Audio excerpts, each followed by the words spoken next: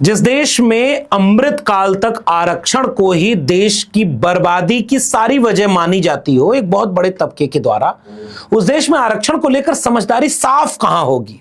मैं supreme court के 2 फैसलों का आज जिक्र करूंगा, जिसका जिक्र करना जरूरी है। करोड़ों लोगों के भविष्य से जुड़ा हुआ है और सुप्रीम कोर्ट की तरफ से जो फैसले दिए जा रहे हैं, इनका आपके बच्चों के भविष्य से सीधा रिश्ता है। कानून, समझदारी, नियम, अवधारणा। हालांकि ईडब्ल्यूएस आरक्षण जब से इस देश में लागू हो गया है, आरक्षण जैसे शब्द की अवधारणा ही खत्म हो चुकी है और उसे गरीबी उन्मूलन कार्यक्रम घोषित किया जा चुका है, जिस पर आज तक लोगों की समझ साफ नहीं है। लेकिन सुप्रीम कोर्ट ने 2 फैसले दिए। राजस्थान के मामले में उसने कहा कि यूआर कैटेगरी होती है, जनरल जैसी कोई कैटेगरी नहीं होती। मेरिट में आने वाले किसी भी काबिल व्यक्ति को, चाहे भले ही वो एससी एसटी ओबीसी कैटेगरी में अप्लाई किया हो, लेकिन कट ऑफ अगर उसकी यूआर कैटेगरी में है तो जनरल जैसी कोई कैटेगरी नहीं होती, वो ओपन फॉर ऑल होती है और उसमें उसे सफल माना जाएगा। वहीं कर्नाटक के मामले में सुप्रीम कोर्ट ने इसी फैसले का पहलू बदल दिया। उन्होंने कहा कि किसी भी स्तर पर अगर आपने आरक्षण का लाभ ले लिया है तो आप जनरल कैटेगरी में जा ही नहीं सकते। मैं चाहता हूं कि इस वीडियो को आखिरी तक देख करके इस पूरे मामले पर अपनी समझ साफ कर लीजिए, क्योंकि यह आपके और आपके बच्चों के भविष्य से जुड़ा है। वरना ताकतवर ओहदों पर बैठे लोग या तो अपमानित करते आ रहे हैं आपके आरक्षण को कि आरक्षण जाति के नाम पर तो होना ही नहीं चाहिए, तो बर्बाद कर रहा है देश को। अगर आप उस कैटेगरी में, तो मैं आपको प्रणाम कर रहा हूं। हिंदू राष्ट्रवाला बनाने वाली जो प्रधानमंत्री का छोटा भाई है, उसकी रैली में जाइए। या अनिल मिश्रा जो कह रहा है कि बाबा साहब अम्बेडकर का पुतला उतला जलाओ या BN राव को मानो, उसमें जाइए आप, और फिर आपके लिए तो डंका बज ही रहा है। अगर आप थोड़े समझदार हैं और अगर आप समझते हैं कि सामाजिक न्याय में आरक्षण का प्रावधान एक बहुत गहरी, क्रांतिकारी, आमूलचूल बदलाव की प्रक्रिया थी, तब तो आपको इस वीडियो को आखिर तक जरूर देखना चाहिए, ताकि यह समझे कि अंदर खेल क्या हो रहा है। और यह खेल वे लोग कर रहे हैं जिसमें एक भी एससी एसटी ओबीसी नहीं है। गारंटी कह रहा हूं। हो तो जरा नाम दीजिएगा, मैं बदलाव कर लूंगा अपनी बात में। मामला राजस्थान का है और राजस्थान के मामले में 19 दिसंबर को जस्टिस दीपांकर दत्ता और आगस्टीन जॉर्ज मसीह की बेंच ने एक फैसला सुनाते हुए कहा कि ओपन कैटेगरी का अर्थ खुला हुआ, यानी सबको शामिल होने की बात कही। इसमें किसी भी जाति, वर्ग या लिंग के आधार पर किसी को बाहर नहीं किया जा सकता और आवेदन पत्र में आरक्षित श्रेणी का उल्लेख कर देने भर से कोई उम्मीदवार अपने आप आरक्षित पद के लिए ही नहीं कैटेगरी में बनाएगा। और इस तरह से उन्होंने साफ तौर पर कहा कि यह पूरा मामला बदलाव का है। हुआ यह कि राजस्थान में 2022 में हाई कोर्ट और जिला अदालतों में जूनियर जुडिशियल असिस्टेंट और क्लर्क ग्रेड 2 के 2756 पदों के लिए परीक्षा हुई। चयन प्रक्रिया में 300 अंकों की लिखित परीक्षा और 100 अंकों का टाइपिंग टेस्ट भी था। मई 2023 में परिणाम घोषित होने के बाद यह सामने आया कि कई आरक्षित श्रेणियों यानी एससी, ओबीसी, एमबीसी, ईडब्ल्यूएस के कट ऑफ अंक सामान्य श्रेणी से अधिक थे। कुछ उम्मीदवारों ने सामान्य कटाव भी पार कर लिया था, लेकिन अपनी श्रेणी के कटाव से कम अंक होने के कारण उन्हें टाइपिंग टेस्ट से बाहर कर दिया गया। उम्मीदवारों ने इसे अनुच्छेद 14 और 16 को उल्लंघन बताते हुए हाईकोर्ट ने चुनौती दी और हाईकोर्ट ने कहा कि भाई मेरिट को प्राथमिकता दी जाएगी। जो उम्मीदवार सामान्य कटाव पार कर रहा है उसे ओपन कैटेगरी में शामिल किया जाएगा और सुप्रीम कोर्ट ने इस फैसले को सही माना। आप कल्पना करिए, अब जाति जनगणना क्यों होनी चाहिए? आरक्षण पर जब भी बात होगी, जाति जनगणना पर बात होगी। मैं जैसे एक सवाल पूछ दूं कि ईडब्ल्यूएस आरक्षण इस देश में कितना % है? 10%। 10% ईडब्ल्यूएस किसको मिलता है? केवल जनरल कैटेगरी वालों को, ब्राह्मण, क्षत्रिय, वैश्य। क्योंकि ईडब्ल्यूएस की शर्त यह है कि जो किसी भी तरह का आरक्षण पाते हैं वो ईडब्ल्यूएस में नहीं आएंगे। सुप्रीम कोर्ट के जजों ने कहा कि यह तो गड़बड़ है भाई, ये सवर्ण आरक्षण है, क्योंकि इसमें एससी एसटी ओबीसी के गरीबों को भी डालिए, और बहुमत से फैसला ईडब्ल्यूएस में सवर्ण गरीबों के लिए मुस्तैद हो गया 10%। अब मेरा दूसरा सवाल, इस देश में सवर्णों की आबादी कितनी है? आप कहेंगे कि पता नहीं, क्योंकि जाति जनगणना तो हो ही नहीं रही है। एससी एसटी की आबादी पता है, न ओबीसी की पता है, न ईडब्ल्यूएस की पता है। क्या केंद्र सरकार ने कोई सर्वे कराया? मेरी आने वाली किताब 10 तारीख को आ जाएगी, जाति जनगणना, और मैं चाहता हूं कि घर घर ये किताब पहुंचे। पता है क्यों? इसलिए नहीं क्योंकि मेरी है। जाति जनगणना की किताब इसलिए घर घर पहुंचे क्योंकि जो आरक्षण विरोधी हैं, जो सामाजिक न्याय विरोधी हैं, वो कुतर्क करते हैं, झूठ बोलते हैं, उस झूठ का पर्दाफाश हो और उनको थोड़ी समझदारी मिल जाए, आंकड़े मिलेंगे, तथ्य मिलेंगे, सूचनाएं मिलेंगी, समझ साफ हो जाएगी, इंसानियत के पैरोकार वो बन जाएंगे। और जो एससी ओबीसी हैं, जिनकी लड़ाई सामाजिक न्याय की है, वो भी ये बात समझें कि आपके बच्चों के भविष्य के साथ कितना बड़ा अन्याय हो रहा है और देश में बिना आंकड़ों के पॉलिसी बनाई जा रही है। इसलिए जाति जनगणना किताब को ये वाली जरूर मंगाइएगा और पढ़िए, पढ़ाइए, थोड़ा समझदारी से देखिए ना, वरना आपके लोगों का कोई हक लूटता रहेगा। ना आपके पास तथ्य होंगे, ना आपके पास तर्क होंगे। हमारी जिम्मेदारी, हमने किताब लिख दी, अब आपकी जिम्मेदारी है कि आप पढ़ते हैं कि नहीं। अब ये तो बात आपको साबित करनी होगी कि आप जिंदा हैं और अपने हक को समझने के लिए पढ़ेंगे, लड़ेंगे। इसीलिए मैंने सवाल पूछा कि ईडब्ल्यूएस में कितने परसेंट हैं? 10%। कितनों को मिलता है? 10% है कि 8% है कि 7% है कि 12% है? पता ही नहीं। आरक्षण आपने 10% दे दिया। कई राज्यों ने इसीलिए ईडब्ल्यूएस अपने यहाँ पूरा 10% लागू ही नहीं किया। उन्होंने कहा हमारे यहाँ आपको आबादी ही 10% नहीं है और आप 10% रिजर्वेशन ले रहा। चलिए, कुल मिलाकर मैं 15%, 8% के बीच में 12% पर सहमत हो जाता हूं कि 12% इस देश में ब्राह्मण, क्षत्रिय, वैश्य वर्ण में आने वाली जातियों की आबादी है, जनसंख्या है। तो 12% को मिला कितना? 10% आरक्षण। कौन सा? ईडब्ल्यूएस।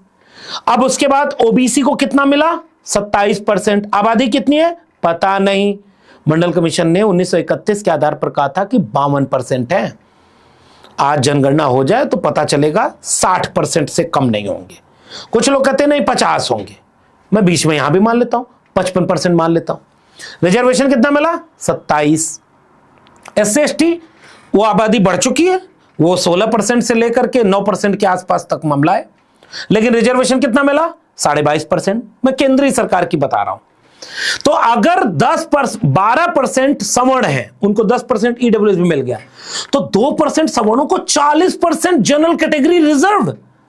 क्योंकि आप कहते हैं कि जिसने फॉर्म में एससी एसटी ओबीसी लिख दिया वो तो उसी में जाएगा, और इसीलिए आप देखेंगे कि जनरल कैटेगरी से ज्यादा cut off SC ST OBC में जहां जाती है वहां सब जगह घोटाला होता है। तो यूआर कैटेगरी उसे संवैधानिक आरक्षण की तरह बनाया गया, ओपन फॉर ऑल।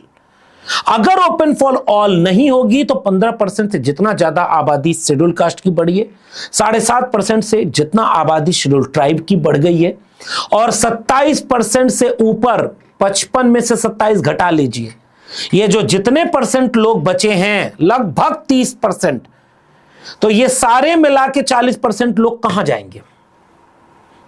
क्योंकि यूआर कैटेगरी 40% लोगों का पद 2% के लिए रिजर्व कर लिया गया। अगर आप ये सब नहीं समझ पा रहे हैं तो फिर हिंदू राष्ट्र बनाने के लिए आपको लग जाना चाहिए, धर्म खतरे में, ये सब मान लेना चाहिए। गोबर खाने से विज्ञान है, बढ़ता है, बीमारी ठीक होती है। अगर आप समझदार हैं तो समझे ना कि बिना जाति जनगणना के ये पॉलिसी बन कैसे रही है, और रिजर्वेशन की पॉलिसी अगर डेटा बेस्ड है तो विदाउट डेटा कैसे आप पॉलिसी बना रहे हैं, और बिना इस पॉलिसी के आप कैसे कह देते हैं कि ये यूआर कैटेगरी जनरल और ये सब होना चाहिए। अब लौटिए मूल सवाल पर, इसलिए ये वाली किताब जरूर पढ़िएगा। मूल सवाल ये है कि अगर ओपन फॉर ऑल है, जैसे उत्तर प्रदेश की जितनी वैकेंसी आप पिछले दिनों में देखेंगे, सब में मैं गारंटी कह रहा हूं घोटाला है। कभी वो कहते हैं कि हमने अपने ऑफिस में जांच की, जैसे लेखपाल भर्ती वाला देखा आपने, कई भर्तियां देखी, किसी में 0 ओबीसी की पोस्ट आई, किसी में 5%, 8%, 10%, 12%, और वो कहते हैं कि हमारे डिपार्टमेंट में सरप्लस है, ओबीसी जितने होने चाहिए उतने हैं। कब हो गए? कब से वैकेंसी शुरू हुई? और यूआर, ईडब्ल्यूएस ये सब नहीं है। कैसे पता चला? क्योंकि वो जो डिसीजन लेते हैं ना, सारे वही लोग हैं, वही वैकेंसी निकालते हैं, वही शर्तें बनाते हैं, और उन्हीं के लोग सुप्रीम कोर्ट में बैठकर कहते हैं कि अगर इंट्री लेवल पर आपने अगर एक बार लाभ ले लिया तो ऊपर आप जा ही नहीं सकते। यह मामला है कर्नाटक का। कर्नाटक के मामले में हुआ यह कि 2013 में भारतीय वन सेवा यानी आईएफएस की परीक्षा हुई, 2 चरणों में हुई, और प्रारंभिक परीक्षा में सामान्य की कट ऑफ 267 नंबर थी, एससी के उम्मीदवारों की 233 और 270 के आसपास जनरल कैटेगरी की, जिसमें से जी किरण जो अनुसूचित जाति से आते हैं उन्होंने रियायती कट ऑफ का लाभ उठाते हुए 247 नंबर पर भी एंट्री पा ली, और उसके बाद उन्होंने फाइनल रिजल्ट में 19वां रैंक हासिल किया, और एंटनी ने यूआर कैटेगरी में 37वां रैंक हासिल किया। कैडर आवंटित हुआ तो जिसकी रैंक अच्छी थी उसको प्रेफरेंस कैडर मिल गया, दूसरे वाले को नहीं मिला। और जब किरण को तमिलनाडु कैडर में रखा गया और एंटनी को जनरल इंसाइडर का पद दे दिया, तो किरण ने इसे सेंट्रल एडमिनिस्ट्रेशन ट्रिब्यूनल यानी कैट और कर्नाटक हाई कोर्ट में चुनौती दी, और दोनों ही अदालतों ने यह कहा कि यह गलत है। एंट्री लेवल पर जो एग्जाम है अगर वो क्वालिफाइंग है और उसमें किसी ने रिजर्वेशन का फायदा ले भी लिया है तो आगे उसका रिजर्वेशन का हक आप नहीं छीन सकते। सिंपल लॉजिक है। अब ऐसे तो मान लीजिए किसी ने यूजीसी और नेट जेआरएफ में ओबीसी एससी एसटी में कैटेगरी में क्वालिफाई कर लिया, फिर आप वो जहां भी उस सर्टिफिकेट पर अप्लाई करेगा फिर तो आपको कल को ये भी नियम बना देंगे कि आपने रिजर्वेशन का एक बार फायदा ले लिया, आप उसी कोटे में रह जाएंगे। तो जो उस कोटे का है अगर वे सारे लोग अपने ही कोटे में हो जाएंगे तो सबसे ज्यादा नुकसान किसका है? वैसे तो एससी और एसटी का भी नुकसान है, लेकिन 52-55% आबादी वाली ओबीसी को 27% आरक्षण मिला है, फिर उन्हें वो कोटे में आप कैसे रखोगे? अब आते हैं मूल सवाल पर। उन्होंने कहा नहीं, किसी भी लेवल पर अगर आपने रिजर्वेशन का फायदा ले लिया यानी प्री मेंस इंटरव्यू, आपने प्री में रिजर्वेशन का फायदा ले लिया तो मेंस और इंटरव्यू में आप यूआर में नहीं जा सकते। कई जगह यही नियम चलता है, राज्य आयोगों में यही नियम चलता है, हर जगह यही नियम चलता है। अगर यह नियम चल रहा है तो फिर मिसलिनियस का मतलब क्या है? अब जैसे उत्तर प्रदेश में एक नियम और चलाते हैं वो सबकी आयु सीमा में भी अगर आपने छूट ले ली, किसी और चीज में भी आपने छूट ले ली तो आप जा ही नहीं सकते। क्या रिजर्वेशन के सारे प्रावधान इसी तरह से बनाए जाने चाहिए? वो कोर्ट इस पर टिप्पणी करते हुए कहता है कि दोनों हाथों में थाली नहीं हो सकती। अच्छा, दोनों हाथों में थाली किसके पास है? 12% आबादी, ईडब्ल्यूएस मिला 10%, उसके बाद 40% ओपन फॉर ऑल, और रियलिटी में हुआ जनरल। किसके हाथों में दोनों थाली? कोर्ट के लोगों से भी तो पूछना पड़ेगा विथ ड्यू रिस्पेक्ट। मिलॉट, जरा इसको भी बताइए, what is the phenomena of merit? जाति जनगणना में मैंने इसकी भी बात की है कि एक आज नहीं पुराना तर्क है, मंडल कमीशन के समय से चला आ रहा है। मेरिट के नाम पर इस तरह के तमाम धोखे होते हैं, और इसीलिए मैंने अपनी किताब जाति जनगणना में एक सवाल पूछा है, अगर इतना सब है तो वो सारे डिपार्टमेंट केंद्र सरकार राज्य सरकारें बताएं जिसमें रिजर्व कैटेगरी के एससी एसटी ओबीसी जितना कॉन्स्टिट्यूशनल रिजर्वेशन उन्हें मिला है उतने परसेंट किन किन डिपार्टमेंट में वो फुलफिल हो गए हैं। प्रमोशन में रिजर्वेशन की तो बात ही नहीं कर रहे, फिर तो आप प्रमोशन रिजर्वेशन के उस लॉजिक को जिसको इंदिरा साहनी जजमेंट ने पास किया उसको तो आप खारिज कर दोगे, क्योंकि भाई रिजर्वेशन से उनको नौकरी मिली तो हर जगह वो रिजर्वेशन में ही रहेंगे, तो फिर प्रमोशन में रिजर्वेशन क्यों नहीं लागू कर देते? करेंगे, प्राइवेट सेक्टर में रिजर्वेशन करेंगे।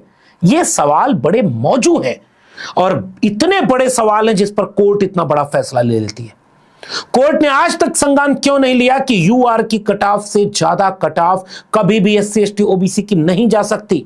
उत्तर प्रदेश के सैकड़ों भर्तियां ऐसी हैं, हालांकि वो रद्द हो जा रही हैं। पेपर लीक, घोटाला, जैसे उत्तर प्रदेश में भी असिस्टेंट प्रोफेसर की भर्ती रद्द हो गई क्योंकि सीक्वेंस के नंबर वाले सब घोटाला करके पास कर गए थे। एक तो वैसे ही नौकरियां खत्म, बर्बाद, लेकिन जो बची है उसमें इतना पेच डाल दो कि सामान्य आदमी को समझ में ही ना आए, और जो धूर्त है वो डिसीजन मेकिंग के पद पर बैठ करके सारी जलेबी बनाता रहे, हर थाली में लड्डू लेकर खाता रहे, और उसके बाद रिजर्वेशन वालों को अपमानित करने के लिए कहे दोनों हाथ में थाली चाहिए। बाकी समझदार एससी एसटी ओबीसी को इतना ही मैं समझा पाऊंगा, इससे ज्यादा क्या क्या किया जाए कि आपको समझ में आएगा। धर्म खतरे में नहीं, आपके बच्चों का भविष्य खतरे में है, संवैधानिक आरक्षण खतरे में है, इसलिए इसको समझिए और बचाइए अपने बच्चों के भविष्य को।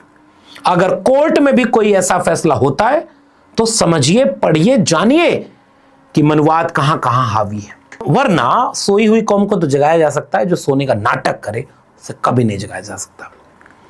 फिलहाल इतना ही।